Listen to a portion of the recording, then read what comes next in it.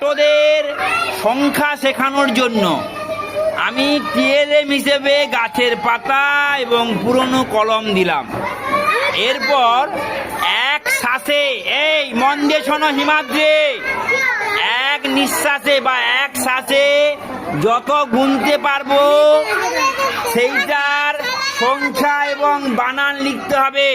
ছেলেরা এই পাশে দাঁড়াও, ছেলেরা এই পাশে, পাতার দিকে ছেলেরা আর কলমের দিকে মেয়েরা দাঁড়াও। খেলাটা আমি একবার দেখিয়ে দিচ্ছি।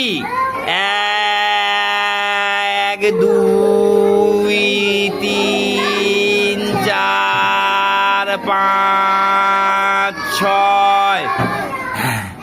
আমার আর শ্বাস নেই, তাহলে আমি খাতায় 6 লিখবো সংখ্যায়, আর 6 লিখবো ইংরেজিতে, বাংলায়, আর 6 অন্তস্থ 6 বানান লিখবো। শুরু করো, দেখাও। হ্যাঁ, কে গুনবে, কে গুনবে? আচ্ছা, প্রীতম প্রথম গুনো, জোরে জোরে গুনো, বলো।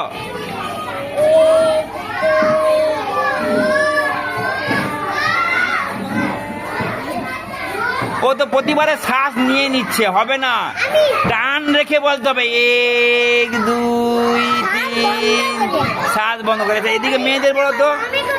আচ্ছা, মেয়েদের বলো। খাতা বাক্সে রাখো।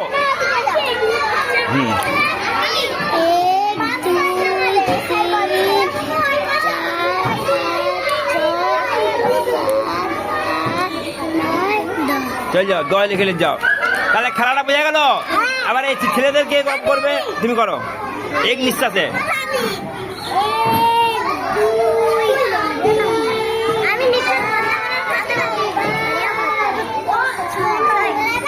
পাঁচ হয়ে গেছে, বা এক নিঃশ্বাসে 5 পর্যন্ত বলতে পারছে। 5 লিখে আনো, ইংরেজিতে 5, বাংলাতে 5, আর হচ্ছে, হ্যাঁ তুমি করো, তুমি করো।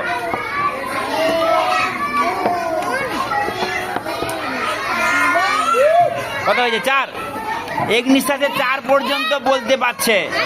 এইরকম করে আমরা পরের দিন ক খ গ ঘ শিখবো, ঠিক আছে? হ্যাঁ।